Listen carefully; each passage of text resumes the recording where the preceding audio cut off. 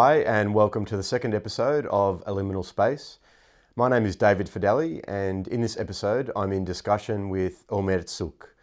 Omer is a scientist, a philosopher, and also my dear friend. Omer and I first met in 2006 in Italy, where he obtained his first degree in astronomy. He then completed a second degree in astrophysics in the Netherlands. After a long time on the road, he returned to Israel, where he completed his PhD in physics. Omer is currently undertaking his postdoc studies and research at Tel-Aviv University in Israel, where he is now working in the Laboratory for Epidemic Modelling and Analysis. He's working with mathematical modelling and statistical analysis of epidemiological data, currently modelling and predicting the spread of the Covid-19 disease in Israel. Some of the things we discuss in this episode include how mathematical modelling and analysis is used in the global fight against Covid-19, challenges that Covid-19 poses for governments, scientists and populations around the world, scientific researchers and funding being taken away from other health research and the possible negative consequences of this, specific cultural, religious and societal challenges faced in the fight against Covid-19, the potential negative impact that lockdowns, restrictions and social distancing can have on populations around the world, and challenges faced by societies around the world as governments and security contractors begin using surveillance and tracking apps under the guise of keeping the public safe during the pandemic.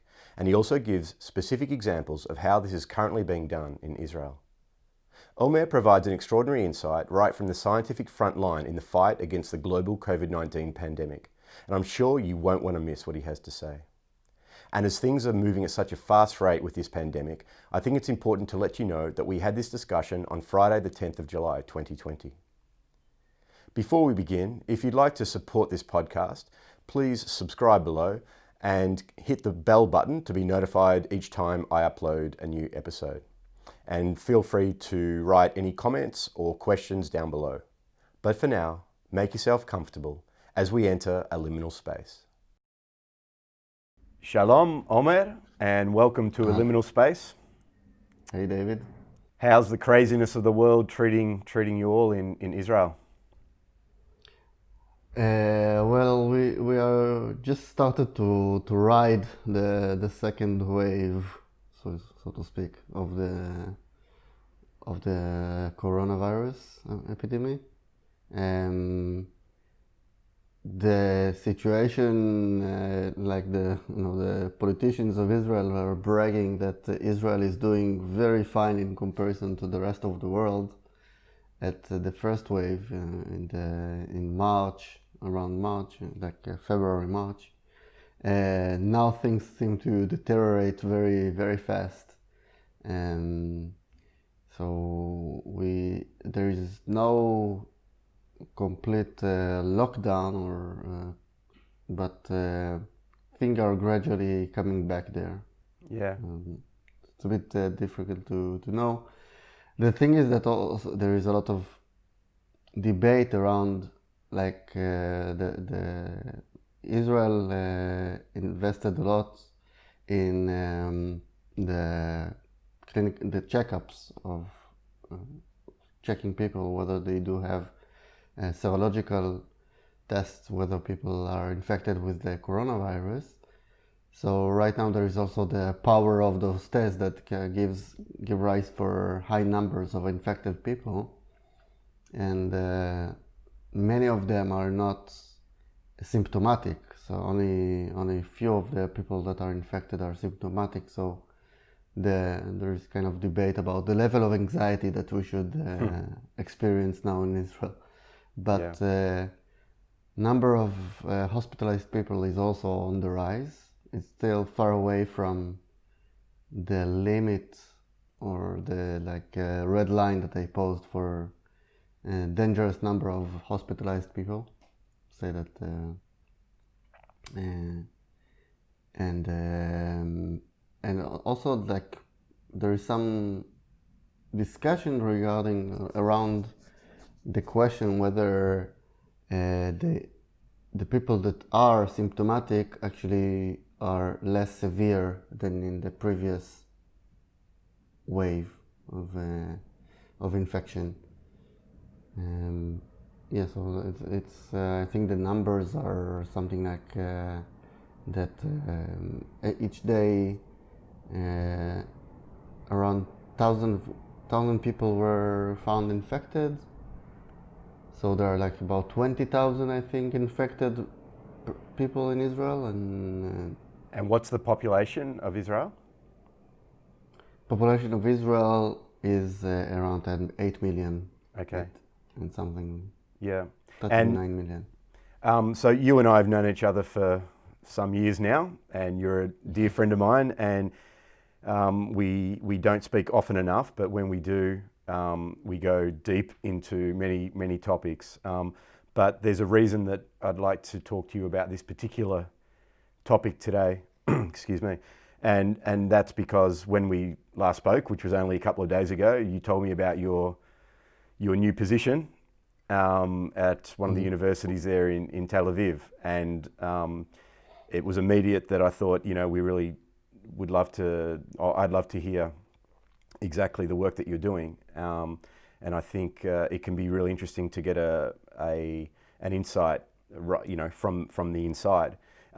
So what I might do, if you don't mind, can you just spend a few seconds just explaining your academic qualifications, I guess, to contextualize what you're about to say, and then tell us a bit about the work that you're doing at the moment. Okay, so I grew up in astronomy and physics departments. I did my first degree in astronomy in Italy, where we met, and then I continued to a second degree in astrophysics in Amsterdam, and then I landed back on the shores of Israel and did my PhD in physics here in the University of in the Southern University of Israel in a city called Beersheba, Ben Gurion University, and I finished my PhD a year ago and moved back to Tel Aviv and started a postdoc position in Tel Aviv University, and somewhat in a different topic, in quite a different area from the ones that I did in my physics, in my PhD. So so I'm working now in the laboratory for epidemic modeling and analysis, and I'm working more as a mathematician, you'll say, than a physicist. We are working on mathematical modeling and statistical analysis of epidemiological data.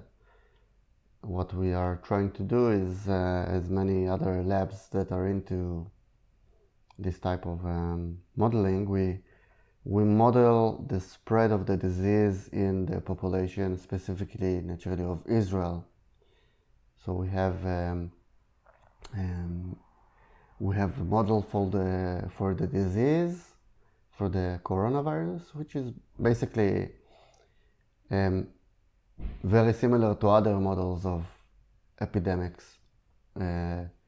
We have a model for the population of Israel, and we combine those two models to run a simulation of the spread of the coronavirus in the Israeli population. Wow. And this is a relatively new position, and you didn't realize that. Well, can you explain, how you got this position? And I thought I will have I wanted to learn new skills this year, and to take this year, after I finished my PhD, I thought of taking a relaxed year of doing some interesting, different thing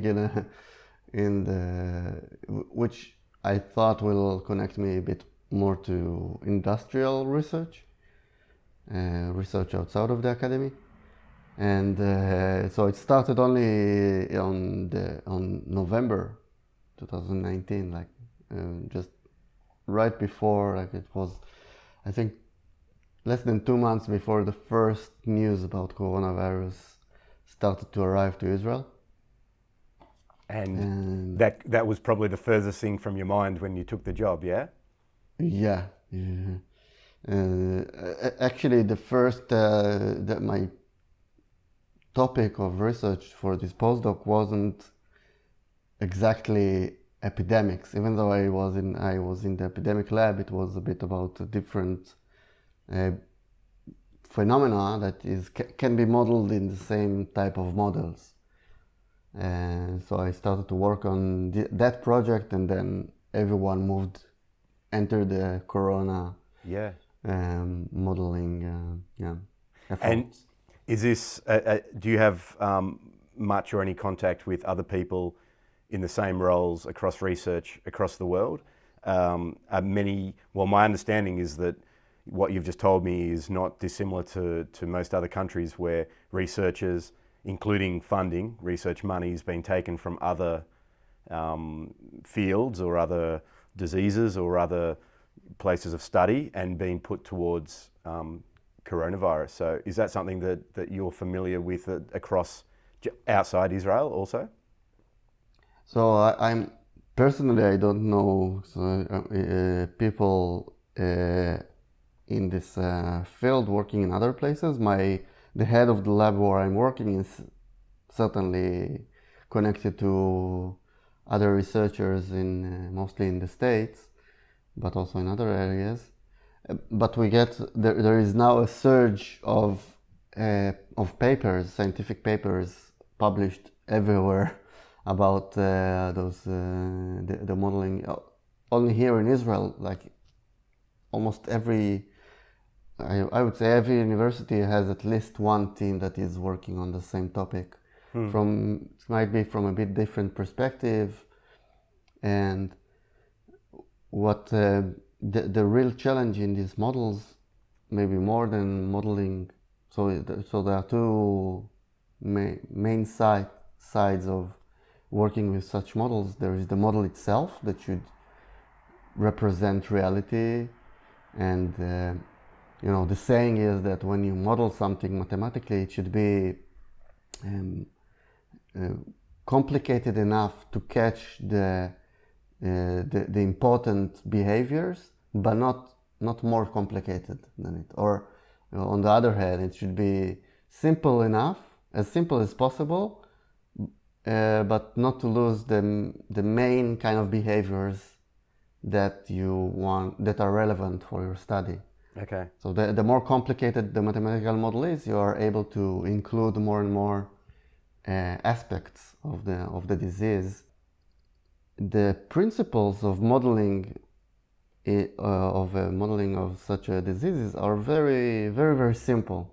It's just I will say in a minute what is complicated. So it's as simple as that we need to decide on categories of the stages of the disease. A person can be either what's called it's categorized as susceptible, someone who hasn't got the disease at all yet. There is incubation period, people that got in touch with infected person and got the virus, but the virus is still in incubation period.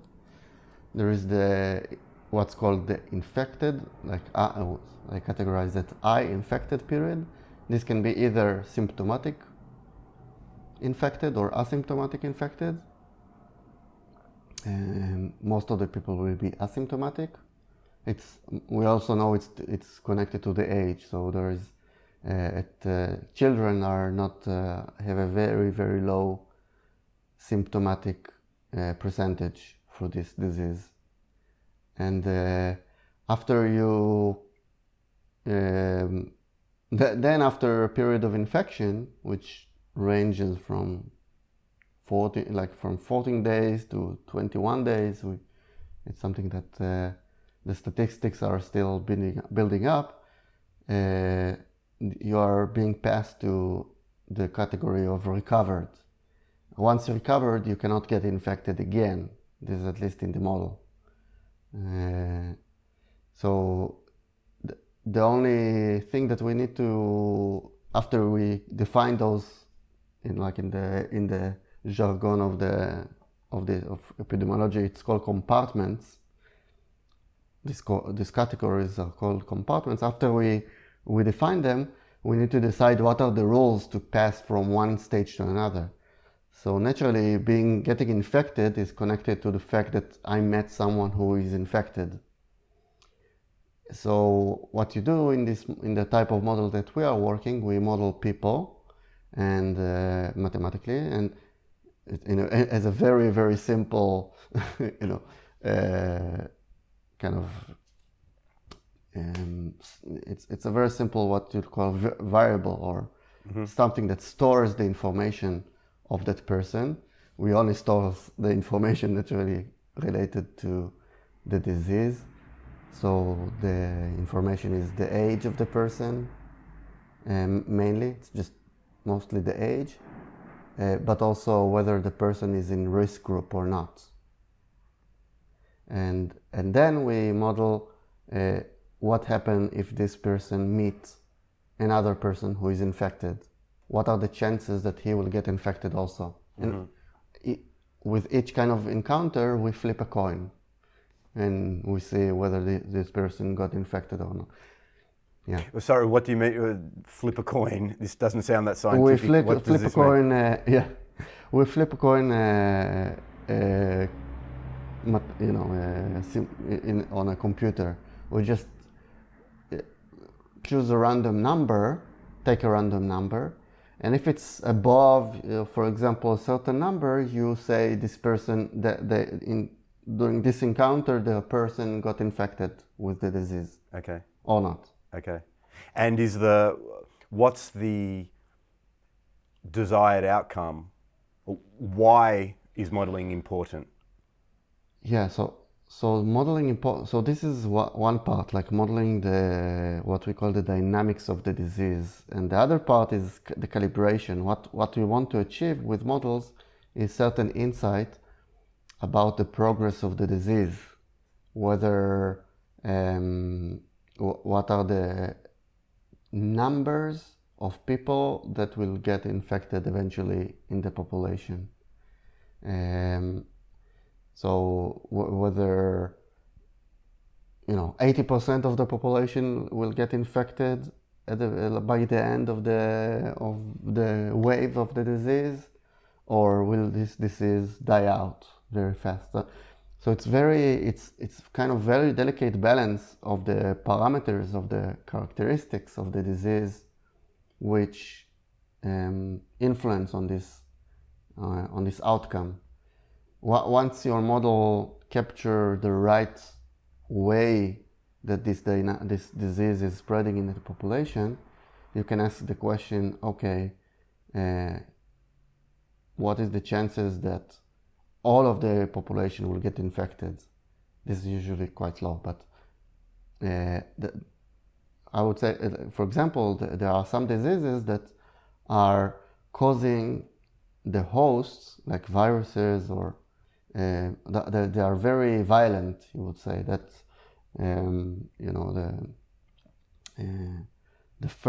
the SARS-1 was relatively more violent virus than this coronavirus, in the sense that if you got infected, you had a higher chances to develop complications. Or Ebola was very dangerous for the people that got infected. So in some diseases, because they are you have a higher chance to die during the period of infection, the chances that you will make other people infected during this period can be, there will be less people that you will infect, that you transmit this disease, and therefore some diseases has less potential of causing a very wide spread of the disease. Yeah, so it depends. So what counts in a way. One of the important parameters in epidemics in the study is that how many people on average will get infected from an infected person. Mm-hmm. This is one of the measures to see what would be the progress of the disease. And what are you using for these? I think you said the word variables. Are you using data from past pandemics? Are you using best, not guesses, I don't know what the scientific word for... Sometimes we use best estimates. Estimate, yep. And we can use... we use our knowledge of past diseases, but this can be dangerous in a way, because it is, after all, a new virus. It's so the model that we used is a very common model for viral infections, for epidemics. It's called the SIR model, suspected, infected, recovered. It's a very standard way of modeling these types of phenomena. But along with the model, we have parameters. The parameters are very difficult to estimate in the first stages of the spread of the disease. So how do you know, like, if this is the first time that we encounter such a virus, how do you know how many people will get infected on average per day by an infected person? Yeah. And do you then use a factor, do you have... So I used to work in the construction industry, and we used to have, when working out, for example, the load, the safe load that a crane could carry, we use science and mathematics, and we use equations, and then once we get the result, we times it by a safety factor, which could be a safety, from 1 to 10 to even more, because so we look at the engineering and then we say, okay, but to be really sure, we have to put in this safety factor. Does this play a part in your modeling? Well, it would have been if we had like a good, very precise measurements of all the parameters. Right now, you would say that these models are what we called qualitative modeling. It wouldn't yield a number that I can really go to say we're going to have 6,175 people infected during this. It can give you a very wide range of the number of people that you think that will get infected, and also this is very, very sensitive for the parameters. Not very. It's depending on the modeling scheme, but it can be. One of the problems would be sensitivity to parameters. So what you are doing is sensitivity tests. You see how much small changes in the parameters of the disease will give big changes to the outcomes, to the results. And then you give it sounds like you then, rather than specific, you have a range, like a best case scenario, worst case scenario. Is that how it? In a way, yes. Okay. Yeah. You make scenarios, exactly.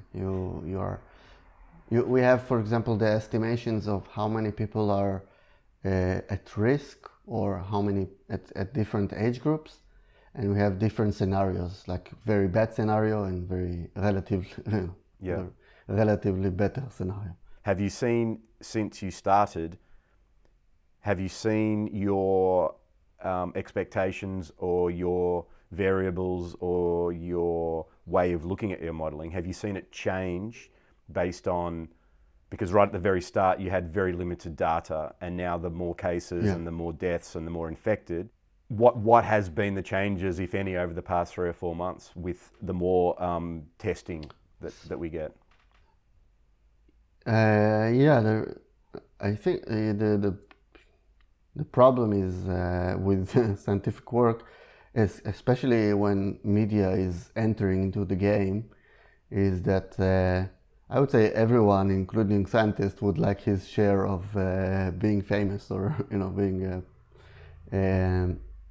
And you see many in Israel, even in general, in normal times, even though we don't have much normal times in Israel, but in relatively normal time in Israel, we say that wherever you have like two Israelis, you have four opinions.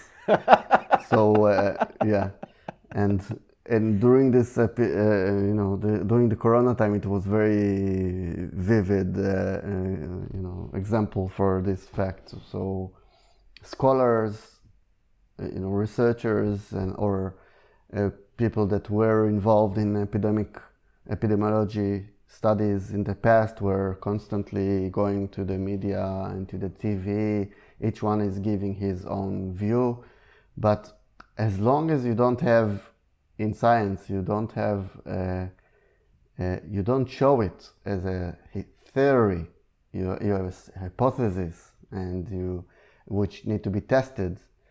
It's as long as that it's just your opinions. Once it can be your educated opinions, but or thoughts or speculations.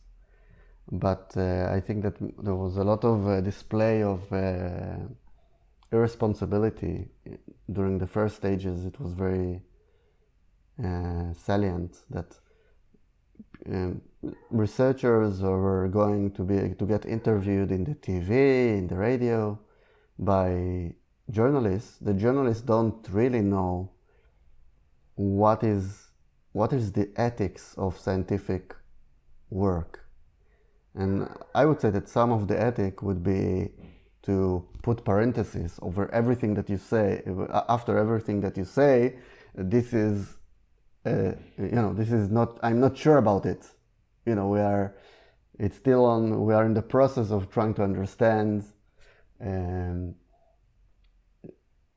Yeah, like if there is something important in science for me is to be humble, to be able to say that you are actually these are calculations based on estimations, based on some hypothesis, and every model has its own limitations, including modeling and modeling such a complicated phenomena of spread of disease in a population which is a heterogeneous population. People are different from one another. Yeah, it would have been very easy to model some phenomena of spreading. In physics we can model the spread of water inside sand. This can be maybe a relatively okay model. Because most cases of water act in a very consistent way, and we know that most cases of sand act in a consistent way. So yes. We can, right. And I imagine, and maybe it's a good segue to, you live in a very interesting part of the world as well. I imagine that in Israel you have more than your fair share of challenges due to diverse nationalities, cultural groups. Yeah.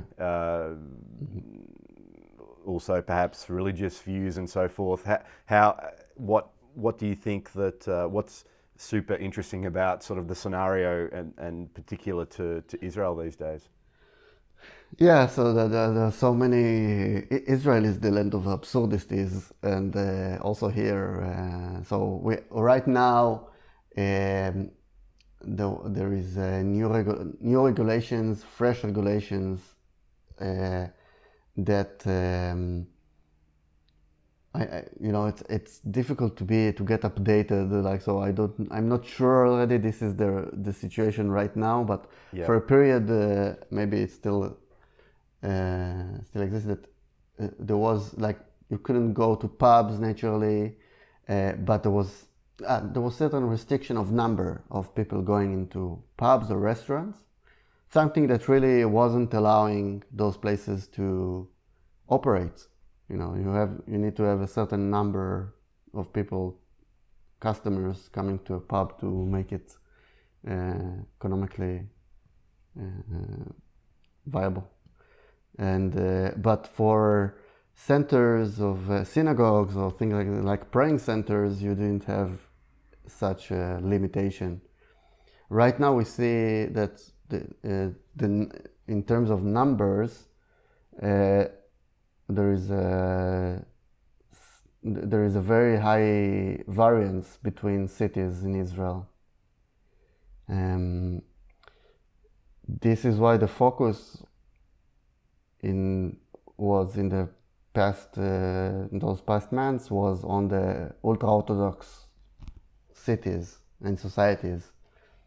They tend to gather in very high numbers for prayings, especially like specific, like the ultra-Orthodox going to, and there can be in the hundred of people coming to a gathering to hear a certain rabbi, and this population is naturally is not. They are very. They wouldn't take orders from the state. So if ultra-Orthodox people have, allegedly, they should,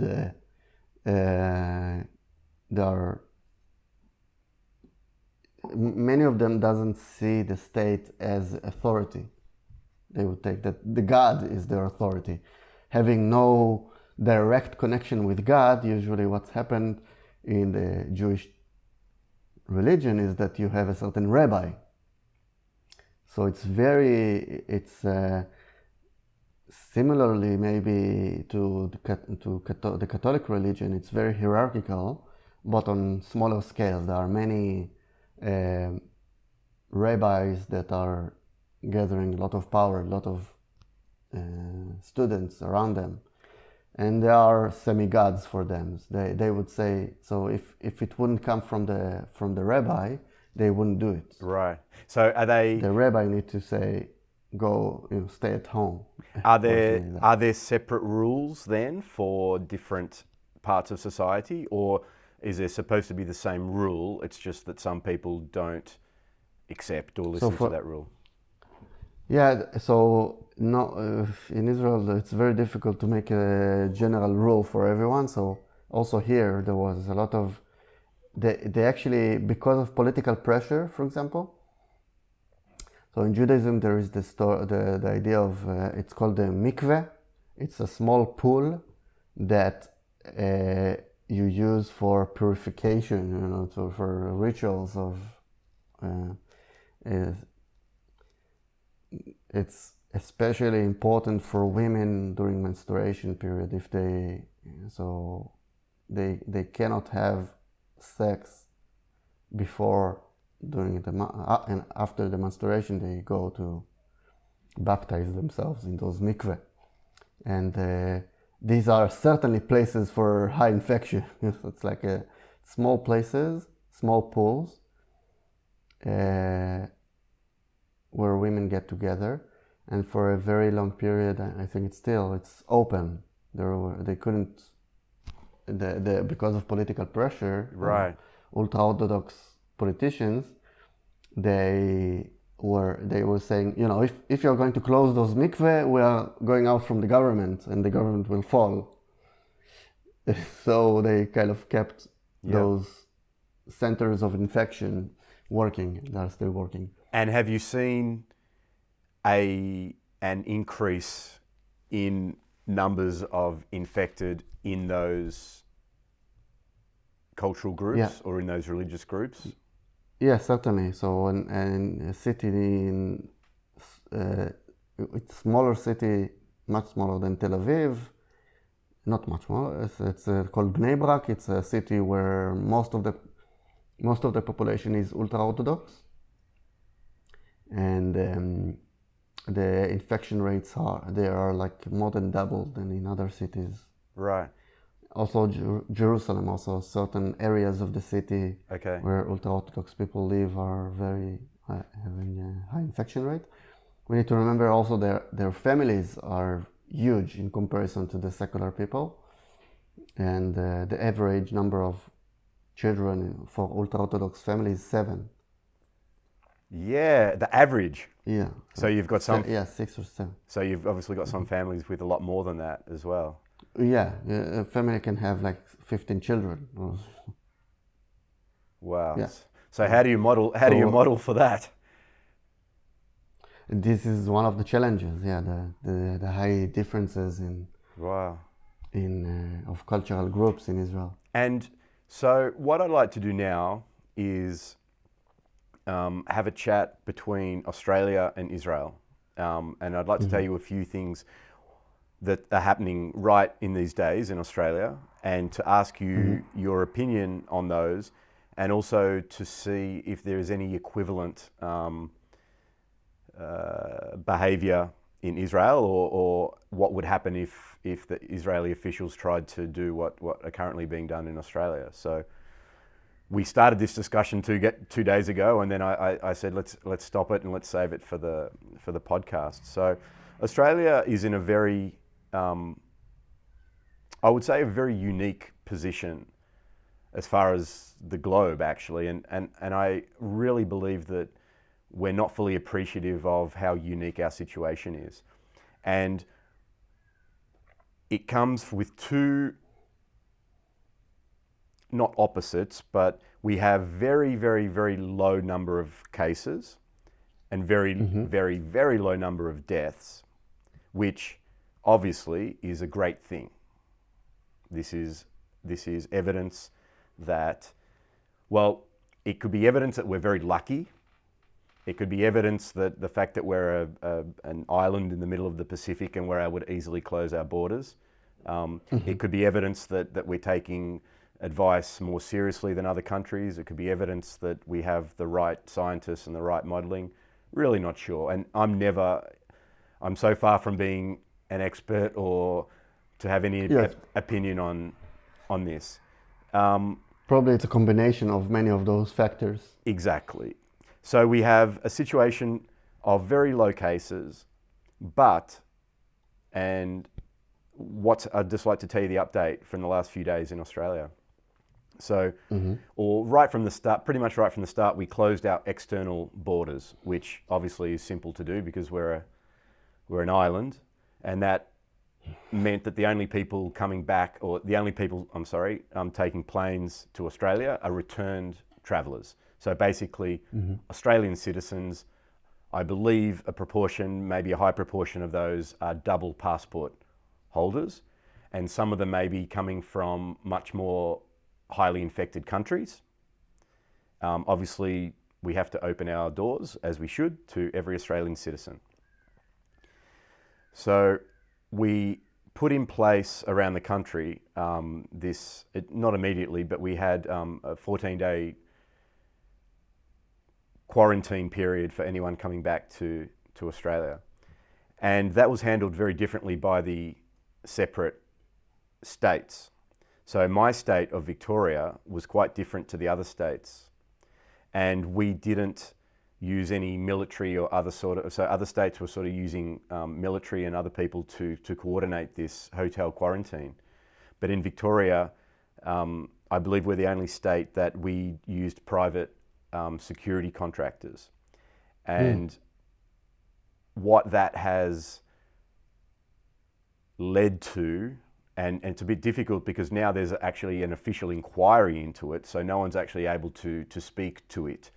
And the answer is always, well, we can't talk about this because there's an inquiry and it will be revealed. But what it seems, there's a very, very, very high chance that, so in Victoria, in the past week or two, we've gone from almost 0 cases to the most cases that we've had since the pandemic began. Only in Victoria, only in the state that used private security contractors. And there is a belief that this is a very strong link as to why our numbers of cases have gone up. And the evidence is that most of these, or a high proportion of these guards, weren't given the right training, protective equipment, and weren't distancing between the returned travellers. And then what has happened is that the increase in numbers has not occurred universally across the state or the city. It's actually occurred in what we call like a northwest corridor of the city of Melbourne, which is it's where I'm actually living, and there's a higher proportion of migrants in this area. It's a lower socioeconomic area. Migrants of European descent and also Middle Eastern, Arabic families, and we've seen even some schools in these areas have very high numbers. And there's one school in particular where all the school children, all the teachers are under a compulsory quarantine period. And what has happened in Australia that I never thought could happen, well, not that I ever thought, it's never happened, so you never realize it's a possibility, is that people are beginning to be treated differently, not universally. So all the state borders, so my state, Victoria, has actually, the borders are now shut from the rest of Australia. So we're being treated in our own quarantine zone. This northwest lockdown, suburbs were put into a lockdown, much stricter than the rest of the state. And then 5 days ago, there were 9 towers of public housing, commission housing, that were given no notice, and they were given the most severe lockdown of all. This is 3,000 people in these towers, and they were not allowed to leave their apartment, their unit at all, under any circumstance, for 5 days. And also these have large numbers of migrants, large numbers of refugees, asylum seekers, large numbers of Aboriginal Australians, and also due to this socioeconomic position, we have people in these towers that are also dependent on alcohol and other drugs and so forth. So it's been a very strange period over the last 1 or 2 weeks, and I'm just trying to give you the information rather than making any sort of judgment on what's happening, even though I do have my own very strong views. And so now I've told you the response. How many people do you think have died in Australia from coronavirus? Wow, I don't have any clue. Yeah. To warrant this sort of restriction and lockdown, borders closed, state borders closed, people locked in their units. Yeah, would you like to guess? How many people died? So the population of Australia is double the size of Israel. That's approximately 28 million people. Yeah, 23. I would say that if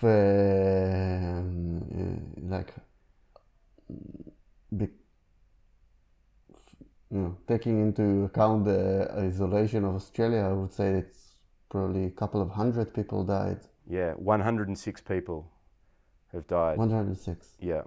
I already, so it's lower than... yeah, which is, it's an incredibly low number of people. There's been less than 10,000 total cases. There's been almost 3 million tests across the country. 106 people have died. And if you look at the age group, between 40 to 50 has been 1 person die. Lower than 40, nobody. 50 to 60, 2 people. 60 to 70, 14 people. 70 to 80, 31. 80 to 90, 37, and 90 plus, 21 people. So that's 84% of people that have obviously very sadly and tragically died are over the age of 70. And there is a discussion, which there should be, about response as opposed to, is it proportionate?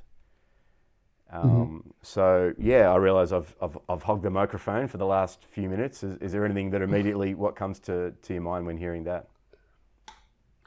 Well, see, I think that like the fast intuitive answer for what should be the policy is somewhere in between, not reacting at all, and like like in Sweden, and exaggeration of reaction, like probably in Australia.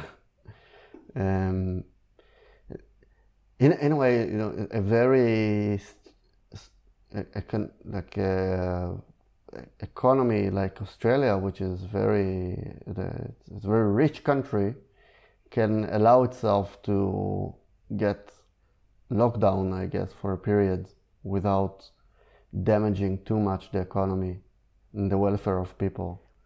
Like in other countries, you just cannot allow it, the total lockdown. In Israel, it's immediately affects the Israel is relative, to many other countries. The economy is good, but not as good as Australia, or so there is a lot of fragility. And right now there are like 1 million people unemployed in Israel, new unemployed people. It's a very high rate for the economy of Israel. So it would certainly, the impact would be very strong, maybe stronger than the disease itself. Are you saying then that health professionals, and then by extension governments, would view the modelling from the same modelling, but then they would view it in very different ways as to what their response will be based on the country that they're presiding over, right? Yeah. Some countries, the amount of damage and the life that you can potentially lose because of economical collapse can be potentially as much as the number of people that you will lose during a disease. Yeah. Especially for something that is, even though we know already more and more about the coronavirus, we need to remind ourselves that this is a new virus, that we know the family of the virus, but we still, I would be cautious of thinking that we already know enough about it. And that's a very interesting, sorry, there was two things, if you wouldn't mind me adding. The first is, you threw the word Sweden in there. I would love to go deeper on that topic, but let's save that for another time, or because I think it actually is very interesting to discuss what they're doing, pros and cons. But I want to talk about this, the idea that the coronavirus is new. And I believe that because it's new, it has a much higher fear factor because it's new. Right. And I believe that, so anything I say is purely an uninformed, uneducated opinion, purely. But it's based on I think deeply about these issues. I've traveled a lot around the world, and I'm looking in a more holistic way, like you say, because I know there's so much damage that's being done due to the response of the coronavirus. So there's also some comparisons that I just searched before we had a chat. So in Australia, 106 people have died, of which 84% are over the age of 70. Every year in Australia, 1,146 people die from car accidents. Every year in Australia, in 2018, 3,046 people died from suicide. And suicide is the leading cause of death in Australia for the ages of 15 to 44. An average of between 1,500 to 3,000 deaths per year occur in Australia due to the flu. And cancer, it's estimated that 48,000 people die every year in Australia due to cancer. I know, based on what you're telling me and discussions with other people that are close to me, that a lot of money is also being taken away from other form of funding for other medical and health issues, Right. including cancer. And I haven't touched even on mental health, but my huge concern is not that the coronavirus isn't real, not that the coronavirus isn't dangerous, and not that the coronavirus isn't killing people. It's that the response must be proportionate to the threat, Right. when taken into account other factors, such as I said, cancer, 48,000 deaths per year in Australia, and now we're not only taking money away from that research, we're physically taking human beings and researchers away from that research. And that's why I think Sweden I don't think we're in a position now, and we probably won't know for many years, about whether these decisions taken by governments are the right or wrong decisions, because we don't know the other factors. I haven't even talked about economic and mental health. Is there anything, that you'd like to talk on that? Yeah, it's like, I think it's indeed, so it's, what comes to my mind is, it's a book and that I was reading from, so there's a group of, I mainly know one of the scholars, the names of that scholar. His name is Sheldon Solomon. He's a psychologist and philosopher, I will say, in the US.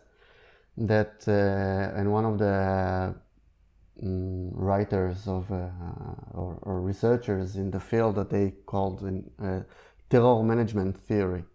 And their point is that we human beings are going a long way, doing a lot of effort to hide or to deny the fact of our death, of the existence of death in our lives. And there are many things from which we can die, and there is something which is very certain, that at a certain point we die. And so we're, in their point of view, or their theory, the whole idea of a culture is a mechanism that helps human beings to convert or to their fear of death to something which can give them a context in which they can live with this fear. And so most of the time during our daily lives, I somehow miraculously I hide the fact that I can go out and die in the street out of car accident, or just stupid thing, like a glass of coffee will fall on my head from the second floor and I will die, or so, so stupid death. There is a probability for it. So you're saying that there's a probability for everything, and then you assess it. Yeah. And I constantly hide this. I'm negating this presence of this fear, this risk factor in my life on the daily basis. But once you have a machinery like the media, which is a new thing, I think this is the new factor in this epidemic. It has been in the past, but this is the most, like, never in the world history, in human history, there was such a famous virus that everyone in the corner of the world know to say corona, nowadays. There was the Spanish flu in 1917, I think, which was like a widespread epidemic in Europe. Most of the people in Europe didn't know of its existence. We know mainly in retrospective. Many people died of it. But the coronavirus is certainly, it's also, as you say, it's a real virus, it's a real epidemic, but it's also, there is a parallel happening, which is the spread of the notion of, or the awareness of the possibility of death. which drives people crazy, drives just the sheer like this. It's remind us that you can die. Actually, you can die. You go to job every day. You do your business. You bring children to the world, but you can die. Yeah. And the coronavirus is like an alarm call. Yeah. For this. Well, we're being told it's a 24-hour alarm call. I mean, you can't be on the internet. I don't have television myself, but I know it's almost a 24-hour, coverage. Yeah. And what gets me from the Australian press, and I don't know how it is with other. I read an online newspaper, and you click in the morning. And it's like there's a summary right at the first thing you see is number of dead, number of new cases. And these newspapers, I don't know how they did it. I never authorized them. I get daily emails in my inbox from the newspapers with coronavirus updates. I'm not saying coronavirus is not serious. I'm not saying we need to take a lot of precaution. But the response compared to those... no one's ever emailed me telling me that 48,000 people die of cancer and I should go and get myself checked. Like zero response, zero in the newspaper. I'm not getting text messages. In Australia, I'm getting text messages from my government. I'm getting text messages from my telephone provider. We had something called a COVID-safe app. I don't know if this exists in Israel, but the Australian government attempted to convince the Australian public that this was the way to keep us safe. And they said they needed 40% of the citizens to download this app. I haven't followed it closely, but I believe that around 20% of citizens downloaded the app. We were told by our Prime Minister, Scott Morrison, that we should consider it as just sunscreen. That everyone should download this app and it just protects us. We need this protection.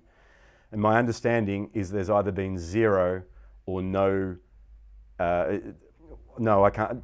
There has been this app has been not very highly utilized as a successful tool to suppress the virus. And what it relies on apparently is you need to be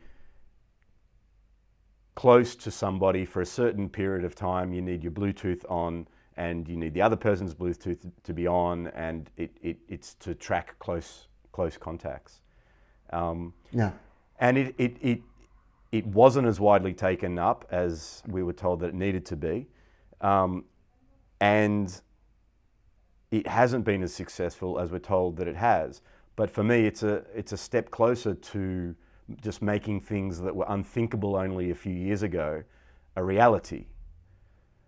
We're being told that it's not going to be used for tracking, and I'm not saying it is going to be used for tracking, but it's a bit closer to the next step, which is electronics using us for tracking by governments. So in Israel it's already... that's Israel exactly. It's already exists. It's... so Israel is... like details such as human rights in Israel are just, minority, like minuscule considerations, and the Secret Service or the Security Service of the National Security Service, like the parallel of the FBI in the States, it's called the Shabak. In Israel, it was started to follow people, like using special apps that you don't know that they install on your phone. It's they enter your phone. There are companies, private companies, especially one which is famous in Israel, that is able to access the phone of everyone in the world and put an app, a local app, their app, we can track your activity, including everything. Once they tap into your phone, and the way that I understand they are doing it is it's mostly by you click on advertisements. Some of the advertisement might have these viruses, electronic viruses, and once it's on your phone, they can access all of your information. And the Israeli security service hired their service. And is this something And now, is this public? Is this something that people, like, is this the official statement from the government? yeah. Or is this just Yeah. being done it's right. Yeah, there was a discussion on the government without citizens having a saying about it, whether this security service should do it or not. We know that till they will not get a certain no from the government, they will continue in doing it. And so some people get messages from numbers from allegedly, like it says that this is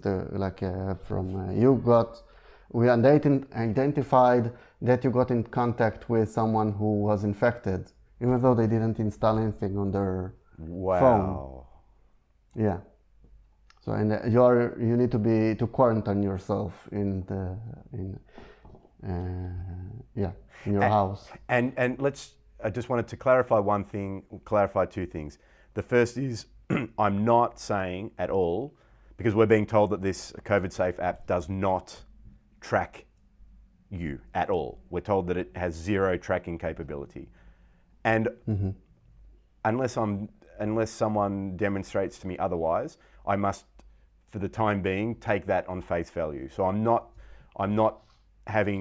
saying that the Australian government is lying to us. I'm not saying that that we're being tracked.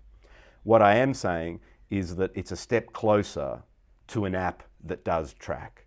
And once something is made part of your daily, once something is normalized, it's so much easier to just go to the next step, the next step, the next step. And before you know it, we're at a stage where we could not have considered that was even a possibility some years ago. And the second is to be clear to those that are watching and listening this, you are a very rational, scientific guy. You are not a conspiracy theorist. You're not someone that, I mean, what you're telling me is I know you, but I think it's important because there are so many crazy conspiracy theories out there. But what you're telling me... You're right. This is out on the Israeli newspapers. It's a debate that happens on the Israeli newspapers whether the Shabak should do it or not. Right now, allegedly he didn't get a no from the government, so they are doing it for the benefit of the Israeli population, But it's like they are taking their the decisions for many people without having and also the company that is doing it. It's a public company. It's a company which it's one of the in the series of horrible things that Israeli companies are doing. So this company was selling this app for regimes, authoritarian regimes throughout the world to track their citizens, and now it's used on us on the Israelis. And I have a curious question. You obviously come from a part of the world where we have Israel, we have Palestine, Palestinian territories. Does your research cover the Palestinian territories? Your data, I'm sorry if that's a naive question, but is that... you obviously know you come from a very complicated part of the world, which a lot of us don't really, difficult to comprehend. For these parts of your modelling and your discussions and so forth, does this cross borders across into the occupied territories? It certainly can cross. It does. We know it's crossing borders if there are people who are going across the borders.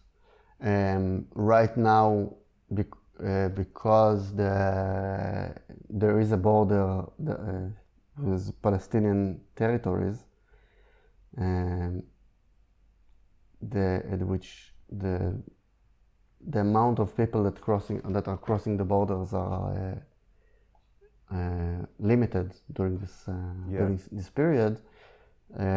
So for now we don't in the models we don't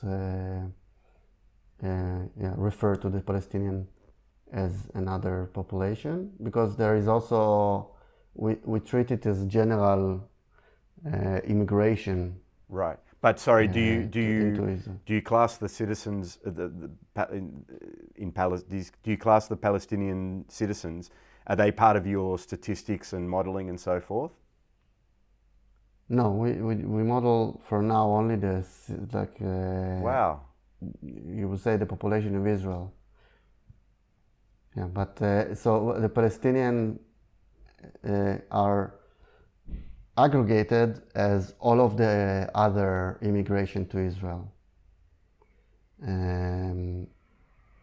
Yeah, it's a model. It's a modeling choice. It's right. Actually, the situation in Palestine, in the Palestinian territories, for now, it's less severe than in Israel itself. Okay. Yeah. And because I would have thought that could have been a hotspot by definition, because it sort of is walled in and people can't leave. But it hasn't been that case. Yeah, but on the other way, they're for good and for bad, but especially, and most of the time it's for bad, but their borders are very are controlled. The borders with the Gaza Strip. Yeah. The borders are they're in, my opinion about it, but they are in consistent, constant quarantine. Yeah. Since many years. Yeah. Already, the Gaza Strip especially. So also the number of people that were infected that entered the Palestinian territories was far less than the amount of people that got into Israel. So actually, they will be in risk of getting high infection if more people will enter Israel. And most of the Palestinians some of them get permission to work inside Israel. And so they cross borders. And in the last period, those permissions were blocked for a period. Right. So yeah. And now they open, but they reopened this permission, some of the permissions. Yeah. To work in Israel, and again, it disposed them at a risk of bringing back to their cities and villages the coronavirus. So, I mean, in some way, I don't know how you feel, maybe because the last 7 years, the work that I've been doing is primarily about borders and freedom of movement and so forth. And what's happening today with Corona is also very, very interesting to me in relation to this, because I had this naive feeling or thought that I was Australian. Not that I'm nationalist at all, but in the sense of my identity, I was born in Australia. And now I realize that very, very quickly, that identity can change by closing of borders. So our state of Victoria is in many ways cut off from the rest of it. Well, not in many ways, it's 100% cut off from the rest of Australia. So we are also in our own quarantine period. But I find this really, really challenging for me, because now I'm being told that I need to identify as a Victorian, but for me that has no relevance. And every time that there are more localized restrictions, I don't use the word discrimination in the sense of racial or cultural, but just discrimination. Some rules for others, some rules for some and other rules for others. So what I didn't tell you, as of 2 nights ago, me, myself, and everyone in Melbourne and the slightly surrounding area, we're in another enforced lockdown for the next 6 weeks. So nobody in Melbourne can leave their place of residence for any reason other than, well, there are 4 reasons, and that's essential work, if you can't work from home, study, essential shopping and exercise. And that's the situation that now everybody in Melbourne is facing.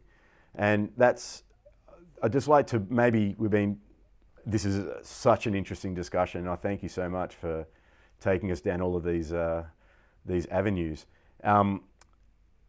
The thing that I believe isn't being addressed in my country at all is any sort of longer term way out.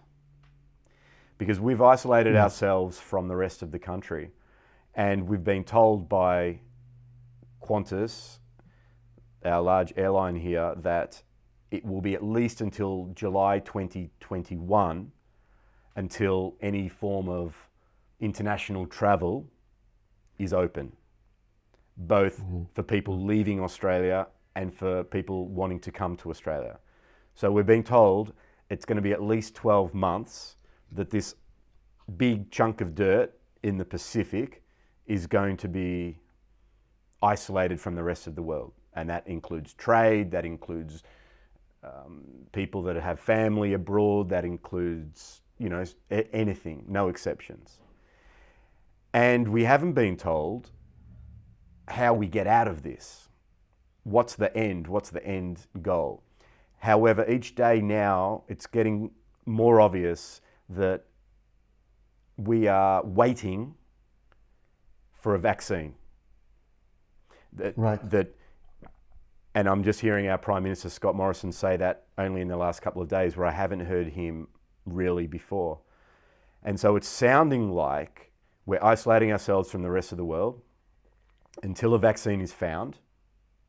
And then my belief would be, once that vaccine is found, it would be made compulsory to have that vaccine to leave Australia, or for people coming to Australia.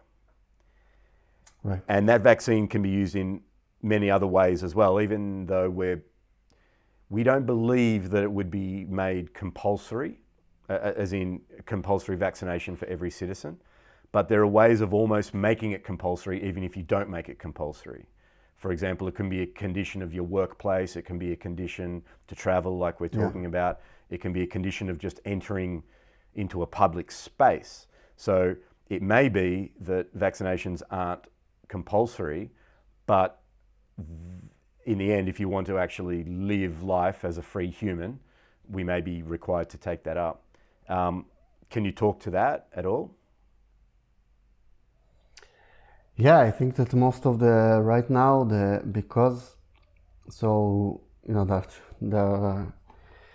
because it's a new virus, we have some speculations, or we have a virus from that family, and most of the infectious viruses that we know of, probably not all of them, the body, after you get infected and recovered, you are resistant to another infection for a period until there is a new mutation of this virus, which can surpass your defense system. So one of the strategies is building on what's called like herd immunity resistance. Yeah. Such that if enough people are recovered, then and cannot get infected anymore, then new infections become less and less till there are too few to continue the chain of infections. And so this is one thing that happened in most of the world history for epidemics. There was no vaccination for the Black Plague. Just many people died. The population of the whole Europe got shrinked because of so many deaths. And then the disease stopped. Like most of the people are resistant to, are immune to this specific virus or bacteria. Right now, we can assess that the virus is not different from any other. The specific coronavirus is not different from any other coronavirus that we have met, such that if you are recovered from infection, you have a very long period in which you are immune.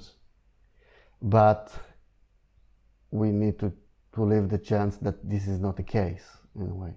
It can be that the period in which you are immune is very short, or that the mutation rate of the coronavirus, we know it's slow in comparison to other viruses, but maybe it's fast enough such that within a matter of few months you have a new virus that no one is immune to. Yeah.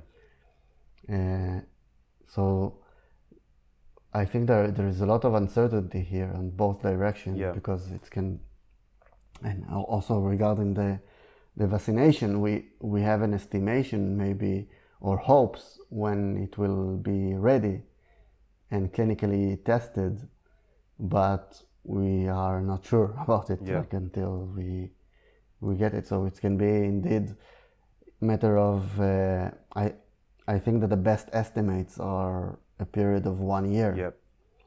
At the minimum, my understanding is the minimum of 1 year, based on it's a minimum on other vaccinations. Yeah, and so without a certain, but okay, my optimism in a way lies in the fact that so I'm very pessimistic about the way this epidemic is used politically in Israel. As always, risk factors, or common kind of enemy or whatever, or when the population is, when the citizens are afraid, it's a good these are good conditions to retract, to squeeze the rights. Sure. And to withdraw from liberal democracy, which is already very fragile in Israel. And so this period is indeed, as in Israel, it's we see the rise of authoritarianism in the government, and new laws which restrict the operation or give more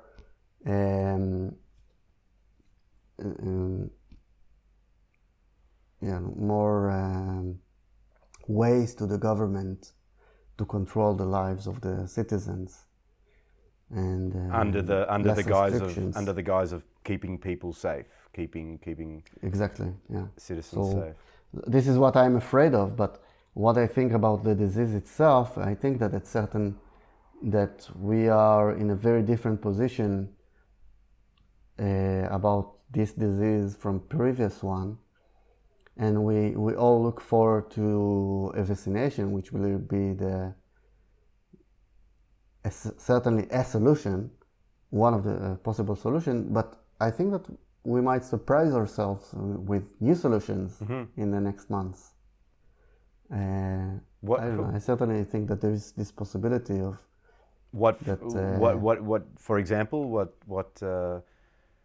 So I'm not a biologist, or I'm not an expert in medicine, but you're much closer to talk to these things than I am, so I'm very happy to hear from you. It can be as we treated maybe the AIDS. We didn't find a cure or vaccination to AIDS, but there is a cocktail of medicines that you are taking, and that virtually make the AIDS as insignificant in a way, and reduces the risks of developing complications to a very high degree.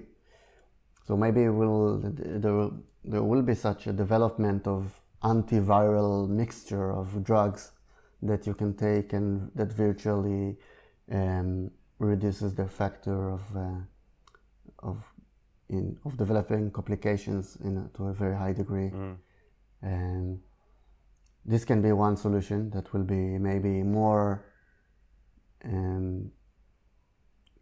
that we might achieve faster than getting the vaccination itself, and maybe it can be even more efficient. So, I think the thing that is very unique to not just this virus, but to the time.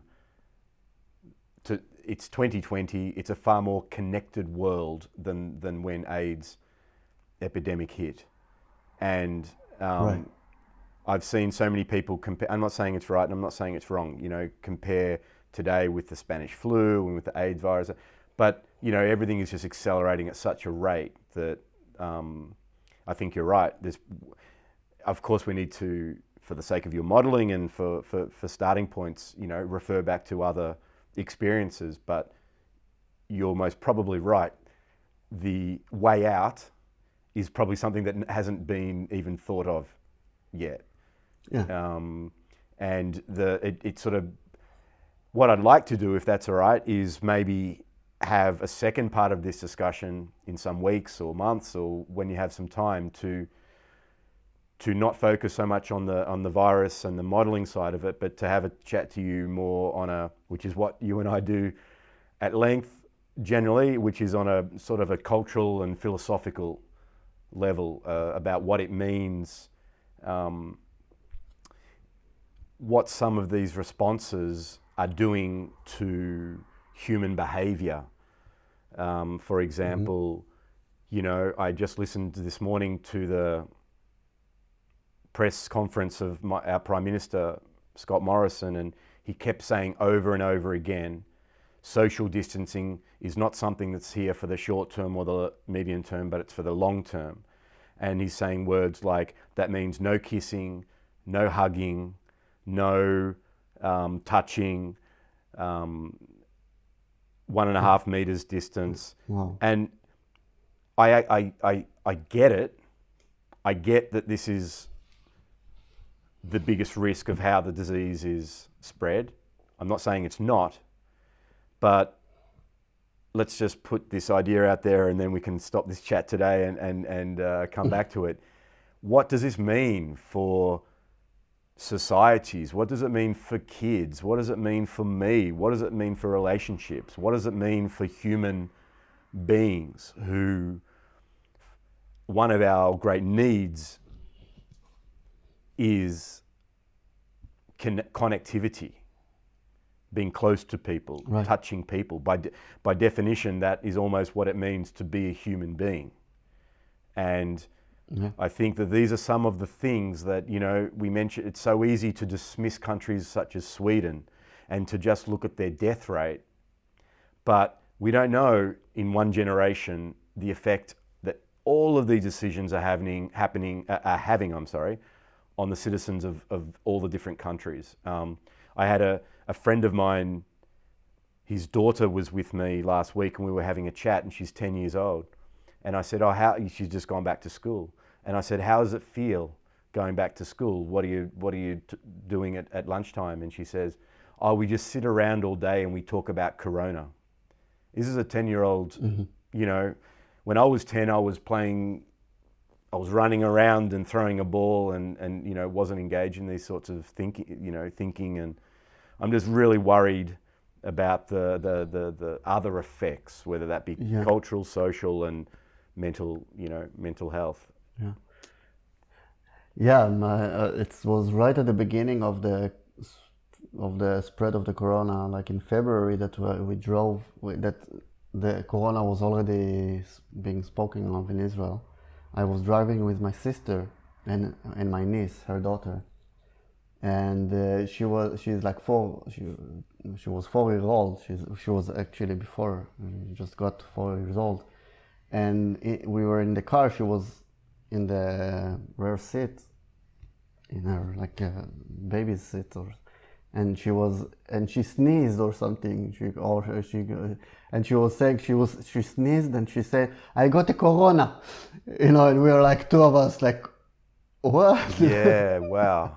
She's 4 years old. Yeah. And she already kind of captured that. I mean, children are sponges, absolutely. We don't know what they're really taking in.